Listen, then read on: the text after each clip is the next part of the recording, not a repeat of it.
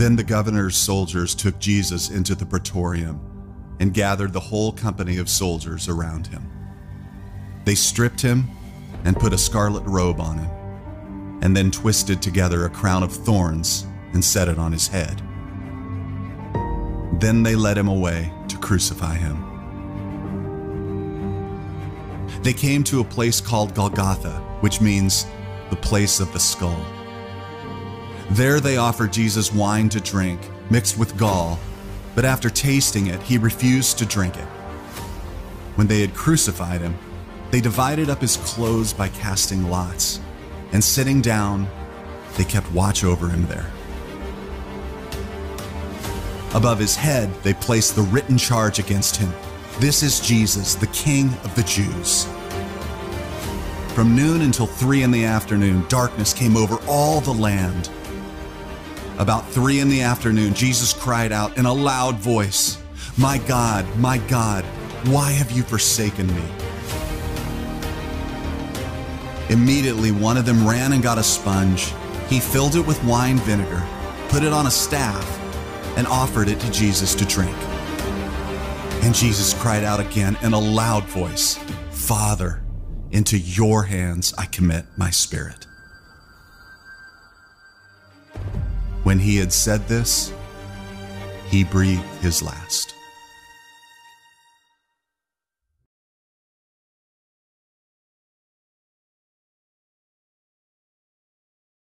ಸ್ವಾಮಿ ಶಿಲುಬೆಯ ಮೇಲೆ ಮಾತಾಡಿದಂಥ ವಾಕ್ಯಗಳು 7 ವಾಕ್ಯಗಳು. ಆ 7 ವಾಕ್ಯಗಳಲ್ಲಿ ನಾನು 7ನೇ ವಾಕ್ಯದ ಬಗ್ಗೆ ಮಾತನಾಡುತ್ತಾ ಇದ್ದೆ.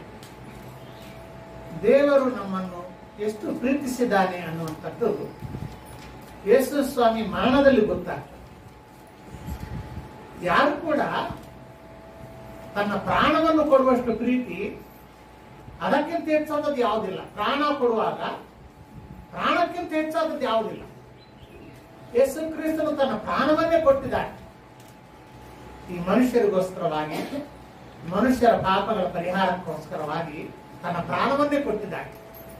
ಎಷ್ಟು ದೇವರು ಪ್ರೀತಿಸಿದ್ದಾನೆ ಅನ್ನುವಂಥದ್ದು ಇದರಲ್ಲಿ ಗೊತ್ತಾಗ್ತದೆ.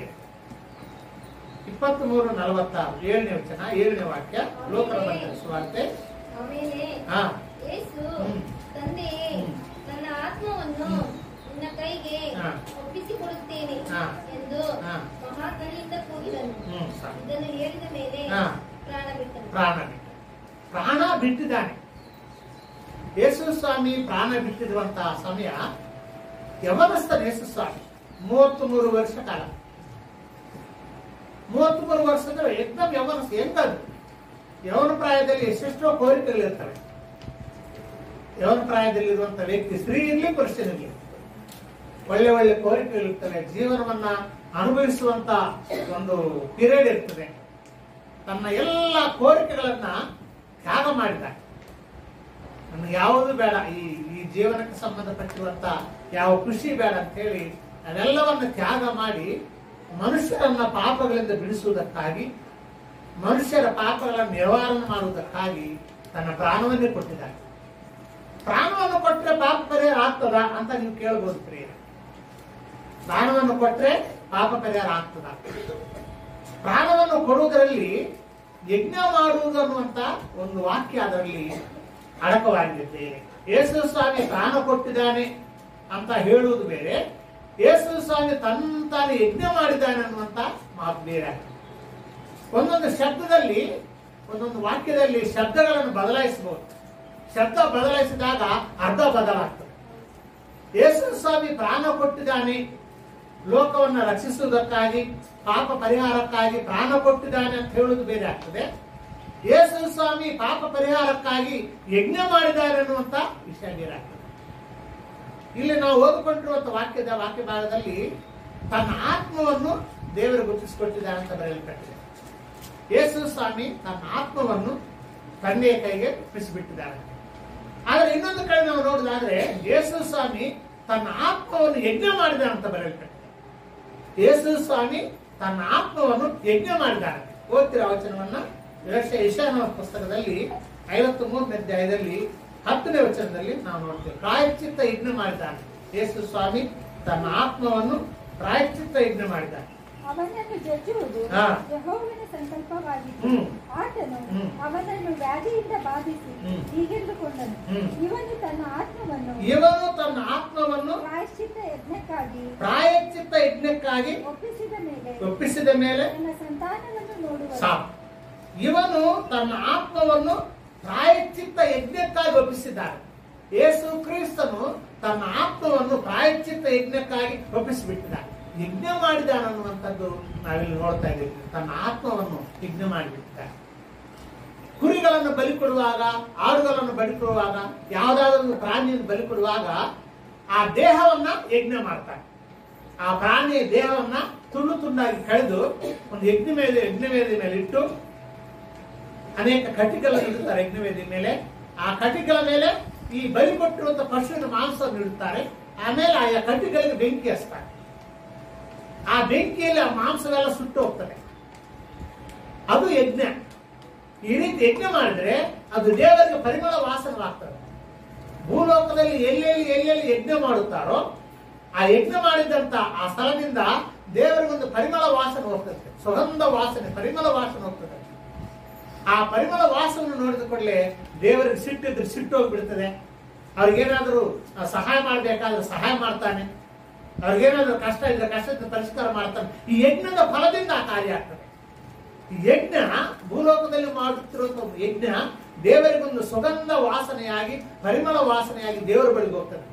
ಓದ್ತಿರ ವಚನವನ್ನ ಎಫೆಸದವರಿಗೆ ಬರೆದ ಪತ್ರಿಕೆ 5ನೇ ಅಧ್ಯಾಯ 2ನೇ ವಚನದಲ್ಲಿ ಮಾತು ಬರೆಯಲ್ಪಟ್ಟಿದೆ. ದೇವರಿಗೆ ನಾವು ಮಾಡುವಂತ ಯಜ್ಞಗಳು ಸುಗಂಧ ವಾಸನೆಯಾಗಿ ಪರಿಮಳ ತೈಲವಾಗಿ ಹೋಗ್ತದೆ.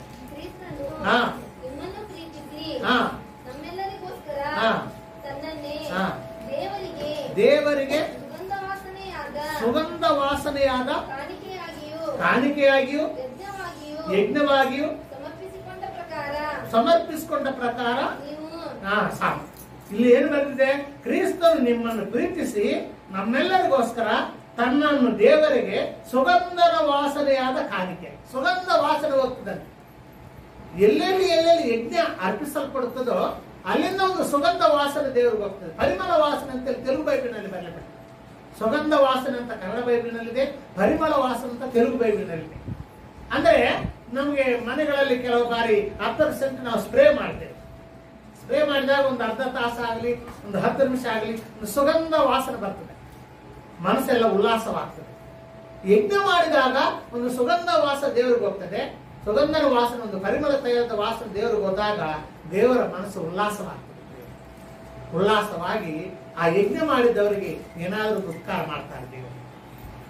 ಯೇಸು ಕ್ರಿಸ್ತನು ತನ್ನ ಆತ್ಮವನ್ನು ಪ್ರಾಯಶ್ಚಿತ್ತ ಯಜ್ಞಕ್ಕಾಗಿ ಸಮರ್ಪಿಸಿದ್ದಾನೆ. ಯೇಸು ಕ್ರಿಸ್ತನು ಮಾಡಿದಂತಹ ಪ್ರಾಯಶ್ಚಿತ್ತ ಯಜ್ಞದಿಂದ ಲೋಕದ ಪಾಪ ನಿವಾರಣೆ ಆಯಿತು. ಹೌದ್ರಿ, ಯಾವ ಗಳಿಗೆಯಲ್ಲಿ ಯೇಸು ಸ್ವಾಮಿ ಕಲವರಿ ಶಿಲುಬೆ ಮೇಲೆ ಯಜ್ಞ ಮಾಡಿದಾನೋ ಅದೇ ಗಳಿಗೆಯಲ್ಲಿ ಲೋಕದ ಪಾಪ ನಿವಾರಣೆ ಆಯಿತು. ಆ ನಂತರ ಅಲ್ಲ, ಅದೇ ಗಳಿಗೆ ಲೋಕದ ಪಾಪ ನಿವಾರಣೆ ಆಯಿತು. ಆದ್ರೆ ಜನರಿಗೆ ಅರ್ಥ ಆಗಲಿಲ್ಲ ಅಷ್ಟೇ, ದೇವರಿಗೆ ಅರ್ಥ ಆಯ್ತು, ಯೇಸು ಸ್ವಾಮಿಗೆ ಅರ್ಥ ಆಯ್ತು. ಆ ಗಳಿಗೆಯಲ್ಲಿ ಪಾಪ ನಿವಾರಣೆ ಅಂತ ಅನ್ನೋದು ದೇವರಿಗೆ ಗೊತ್ತಿದೆ. ದೇವರ ದೃಷ್ಟಿಯಲ್ಲಿ ಪಾಪ ನಿವಾರಣೆ ಆಯ್ತು.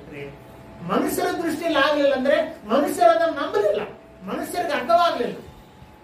ದೇವರಿಗೆ ಅರ್ಥವಾಗಿದೆ, ದೇವರು ಅದು ನಿವಾರಣೆ ಆಗಿದ್ದನ್ನ ದೇವರು ಒಪ್ಕೊಂಡು ಬಿಟ್ಟಿದ್ದಾರೆ. ಲೋಕದ ಪಾಪ ಆವಾಗಲೇ ನಿವಾರಣೆ ಆಯ್ತು. ಅದು ನಿವಾರಣೆ ಆದ ನಂತರ ಯೇಸು ಪರಲೋಕಕ್ಕೆ ಹೋದರು. ಪರಲೋಕಕ್ಕೆ ಹೋದ ನಂತರ ನಿವಾರಣೆ ಆಗಲಿಲ್ಲ, ಪಾಪ ನಿವಾರಣೆ ಆದ ನಂತರ ಪರಲೋಕಕ್ಕೆ ಹೋಗಿದ್ದಾರೆ. ಓದ್ತಿರ ವಚನವನ್ನ ಹೆಬ್ರಿದವರಿಗೆ ಬರೆದ ಪತ್ರಿಕೆ 1ನೇ ಅಧ್ಯಾಯ 2ನೇ ವಚನ ಯಾರ ಬರೆದ್ರಲ್ಲಿ? ಹೆಬ್ರಿದವರಿಗೆ ಬರೆದ ಪತ್ರಿಕೆ 1ನೇ ಅಧ್ಯಾಯ 2ನೇ ವಚನ. ಈ ಅಂತ್ಯ ದಿನಗಳಲ್ಲಿ ನಮ್ಮ ಸಂಗಡ ಮಗನ ಮುಖಾಂತರ ಮಾತಾಡಿದ್ದಾನೆ. ಈತನನ್ನು ಎಲ್ಲಕ್ಕೂ ಬಾಧ್ಯನನ್ನಾಗಿ ನೇಮಿಸಿದನು. ಈತನ ಮೂಲಕವೇ ಜಗತ್ತನ್ನು ಉಂಟು ಮಾಡಿದನು.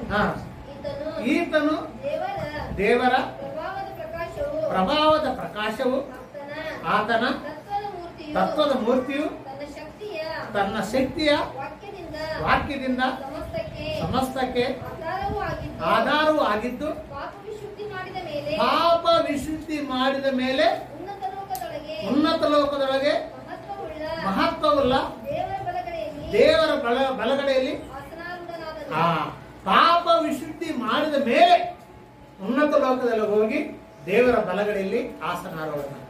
ಪಾಪ ವಿಶುದ್ಧಿ ಮಾಡಿದ ಮೇಲೆ, ಪಾಪ ನಿವಾರಣೆ ಮಾಡಿದ ಮೇಲೆ, ಪಾಪ ಪರಿಹಾರ ಮಾಡಿದ ಮೇಲೆ ಉನ್ನತ ಲೋಕಕ್ಕೆ ಹೋಗಿದೆ. ಉನ್ನತ ಲೋಕಕ್ಕೆ ಹೋದ ಅಂದ್ರೆ ಪಾಪ ನಿವಾರಣೆ ಆಗಲಿಲ್ಲ.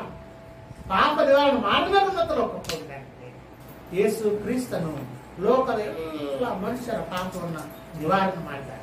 ಒಂದು ವೇಳೆ ಯಾರ್ದಾದ್ರೂ ಉಳಿದ ಪಾಪ ನಿವಾರಣೆ ಆಗಿಲ್ಲ, ಯಾರ್ದಾದ್ರೂ ಪಾಪ ಹಾಗೆ ಉಳಿದಿದೆ ಅಂತ ಹೇಳುವುದಾದ್ರೆ ಅವನು ಯೇಸುವನ್ನು ನಂಬಲಿಲ್ಲ ಅಂತ ಅರ್ಥ. ಯೇಸುವನ್ನು ನಂಬಲಿಲ್ಲ, ಅದಕ್ಕಾಗಿ ಅದು ಉಳಿದಿದೆ. ಯೇಸುವನ್ನು ನಂಬಿದ್ದೆ ಆದ್ರೆ ಅದು ಪಾಪ ನಿವಾರಣೆ ಆಗಿದೆ. ದೇವರ ದೃಷ್ಟಿಯಲ್ಲಿ ಲೋಕದ ಪಾಪ ಇಲ್ಲ, ಅದೆಲ್ಲ ಯೇಸು ಸ್ವಾಮಿ ನಿವಾರಣೆ ಮಾಡಿದ್ದಾರೆ. ಆದರೆ ಜನರು ನಂಬದೇ ಇರುವಂತ ಜನರಿಗೆ ಅವರ ಅಂತರಂಗ ಕಾಡಿಸ್ತದೆ. ನೀ ಪಾಪ ಮಾಡಿದ್ಯಾ, ಪಾಪ ಮಾಡಿದ್ಯಾ, ಪಾಪ ಮಾಡಿದ್ಯಾ ಅಂತೇಳಿ ಅವನನ್ನು ಕಾಡಿಸಿ ಕಾಡಿಸಿ ಕಾಡಿಸಿ ಕಾಡಿಸಿ ಸತ್ತ ಕೂಡಲೇ ನರಕಕ್ಕೆ ಹೋಗ್ತಾನೆ. ಅವನ ಸೈತಾನೇ ಒದ್ಕೊಂಡು ಹೋಗ್ತಾನೆ. ದೇವರು ಒದ್ಕೊಂಡು ಹೋಗುದಲ್ಲ, ಸೈತಾನೇ ಹೋಗ್ತಾನೆ.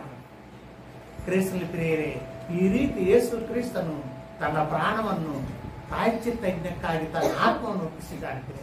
ಕೊನೆಯಲ್ಲಿ ಒಂದು ಎಕ್ಸಾಂಪಲ್ ನಿಮಗೆ ಕೊಟ್ಟು ನಾನು ಮುಗಿಸ್ತೇನೆ. ಬೇರೆ ಗೌತಮ ಬುದ್ಧಂದು ಒಂದು ಎಕ್ಸಾಂಪಲ್ ಕೊಡ್ತಾ ಇದೆ ನಿಮಗೆ. ಗೌತಮ ಬುದ್ಧ ಕೆಲವು ದೇಶಗಳಲ್ಲಿ ದೇವರಂತ ಅವನನ್ನು ಆರಾಧನೆ ಮಾಡ್ತಾನೆ. ನಾವು ನಂಬುದಿಲ್ಲ, ಆತನು ಕೂಡ ಒಬ್ಬ ಮನುಷ್ಯನೇ. ಆದರೆ ಅವನ ಜೀವನದಲ್ಲಿ ನಡೆದಿರುವಂತ ಒಂದು ಘಟನೆ ನಿಮಗೆ ಹೇಳುತ್ತಾ ಇದ್ದಾರೆ. ಬೇರೆ ಅವನ ಬಾಲ್ಯ ಪ್ರಾಯದಲ್ಲಿದ್ದಾಗ ಅವನ ಹೆಸರು ಸಿದ್ಧಾರ್ಥ ಅಂತ. ಗೌತಮ ಬುದ್ಧನ ಹೆಸರು ಸಿದ್ಧಾರ್ಥ. ಅವರಿಬ್ಬರು ಅಣ್ಣ ತಮ್ಮಂದರು. ಈ ಸಿದ್ಧಾರ್ಥ ಮತ್ತು ಸಣ್ಣವನು, ಅವನ ಅಣ್ಣ ಇನ್ನೊಬ್ಬನಿದ್ದಾನೆ, ಅವನ ಹೆಸರು ಅಣ್ಣ ತಮ್ಮಂದಿ. ಚಿಕ್ಕ ವಯಸ್ಸು. ಅವರು ರಾಜಪುತ್ರ ಅವರಿಬ್ರು. ಅವರ ತಂದೆ ರಾಜಭವನದಲ್ಲಿರುವವರು. ಒಂದಿನ ಬೃಂದಾವನದಲ್ಲಿ ಆ ಗಾರ್ಡನ್ ಅಲ್ಲಿ ತಿರುಗಾಡ್ತಾ ಇದ್ರು ಸಿದ್ಧಾರ್ಥ. ಚಿಕ್ಕ ವಯಸ್ಸು, ಒಂದು 15-16 ವರ್ಷ.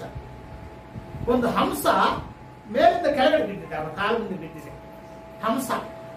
ಅದಕ್ಕೆ ಬಾಣ ತಾಗಿದೆ, ಹಂಸಕ್ಕೆ ಬಾಣ ತಾಗಿದೆ, ಅವನ ಕಾಲು ಮುಂದೆ ಬಂದು ಬಿದ್ದು. ಅಯ್ಯೋ ಹಂಸಕ್ಕೆ ಬಾಣ ತಾಗಿದೆ ಅಂತ ಹೇಳಿ ಆ ಹಂಸವನ್ನು ಎತ್ಕೊಂಡು ಸಾವಕಾಶವಾಗಿ ಬಾಣ ತೆಗೆದಿದ್ದಾನೆ. ಆ ಗಾಯ ಕಟ್ಟಿದ್ದಾನೆ, ಅದಕ್ಕೆ ಸ್ವಲ್ಪ ನೀರು ಕುಡಿಸಿದ್ದಾನೆ, ಸ್ವಲ್ಪ ತೇರುಕೊಳ್ಳುವ ಹಾಗೆ ಅದಕ್ಕೆ ಮಾಡಿದ್ದಾನೆ, ಸ್ವಲ್ಪ ಆದರಣ ಕೊಟ್ಟಿದ್ದಾನೆ, ಸಾಂತ್ವನ ಕೊಟ್ಟಿದ್ದಾನೆ. ಅಷ್ಟರೊಳಗೆ ಅವ್ರ ಅಣ್ಣ ಬಂದಿದ್ದ, ಈ ಸಿದ್ಧಾರ್ಥನ ಅಣ್ಣನೇ ಬಂದಿದ್ದ. ತಮ್ಮ ಹಂಸ ನಮ್ದು, ನನಗೆ ಕೊಡಂತ. ಯಾಕೆ ನಿಮ್ಗೆ ಹೆಂಗಾಯ್ತು ಅಂತ ಹೇಳಿದ್ಮೇಲೆ, ಆ ಬಾಣ ಹೊಡೆದಿದ್ದು ನಾನೇ, ಹಂಸಕ್ಕೆ ಬಾಣ ಹೊಡೆದಿದ್ದು ನಾನೇ, ನಾನು ಬಾಣ ಹೊಡೆದಿದ್ರಿಂದ ಹಂಸ ನಂದು ಅಂತೇಳಿ ಇಬ್ಬರಿಗೆ ಅಣ್ಣ ತಮ್ಮಂದರಿಗೆ ವಾಗ್ವಾದ ಆಯ್ತು. ಆಮೇಲೆ ಇಬ್ರು ನ್ಯಾಯಾಧಿಪತಿ ರಾಜನ ಕಡೆ ಹೋಗ್ತಾರೆ, ಅಪ್ಪನ ಕಡೆ. ಅಪ್ಪ ನಮಗೆ ನ್ಯಾಯ ತೀರ್ಸಕ್ಕೆ.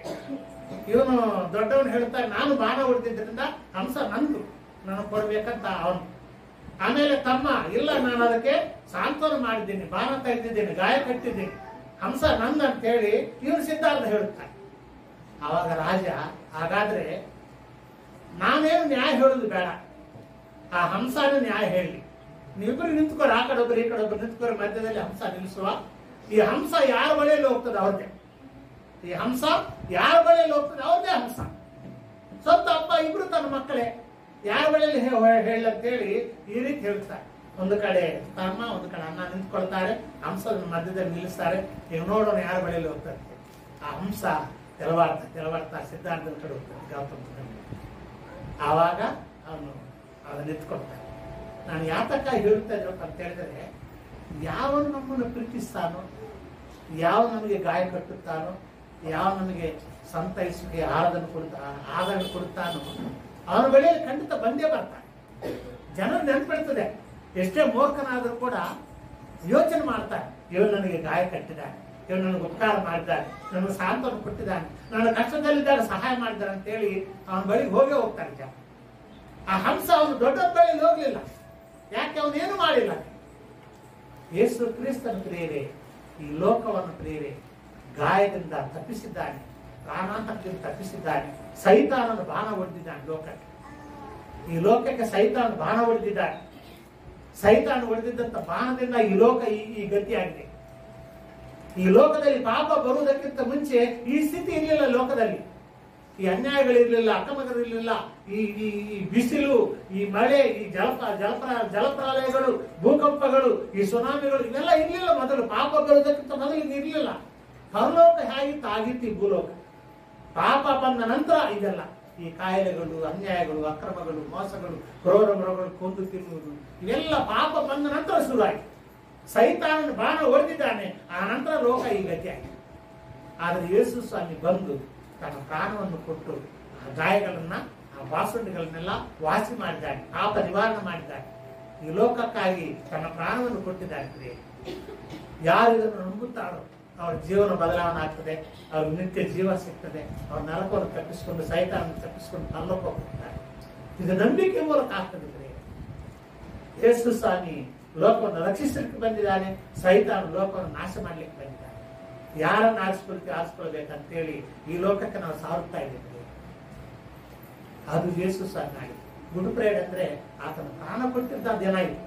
ಮತ್ತು ಪ್ರಾಣ ಕೊಟ್ಟಿದ್ದಂತ ದಿನ ಗುಡ್ ಫ್ರೈಡೆ ಆಗ್ತಪ್ಪ ಅಂತ ಹೇಳಿದ್ರೆ ಪಾಪ ಪರಿಹಾರ ಆಗಿದೆ ಆ ದಿನದಲ್ಲಿ. ಜಗತ್ತಿಗೆ ಗುಡ್ ಫ್ರೈಡೆ ಅದು. ಯೇಸು ಸ್ವಾಮಿಗೆ ಬಾಧಕರವಾದದ್ದಾದ್ರೂ ಕೂಡ ಈ ಜಗತ್ತಿಗೆ ಗುಡ್ ಫ್ರೈಡೆ. ಯಾಕಂದ್ರೆ ಪಾಪ ಪರಿಹಾರ ಆಯ್ತು. ನರಕಕ್ಕೆ ಬಾಧ್ಯಸ್ಥರಾಗಿದ್ದಂಥ ಜನರನ್ನ ಪರಲೋಕಕ್ಕೆ ಬಾಧ್ಯಸ್ಥರಾಗಿ ಮಾಡಿದಂಥ ದಿನ ಆ ದಿನ. ಅದಕ್ಕಾಗಿ ಗುಡ್ ಫ್ರೈಡೆ. ಆದ್ದರಿಂದ ಕ್ರಿಸ್ತನ ಪ್ರಿಯರೇ, ನಮ್ಮ ಜೀವಮಾನವೆಲ್ಲ ಇದೇ ನಂಬಿಕೆ ನಾವು ಮುಂದುವರೆಯೋಣ. ಆ ರೀತಿ ಮಾಡ್ಲಿಕ್ಕೆ ದೇವರು ನಮಗೆಲ್ಲರಿಗೂ ಸಹಾಯ ಮಾಡಲಿ. ದೇವರ ವಾಕ್ಯಗಳನ್ನು ಸಲ್ಲಿಸಲಿ.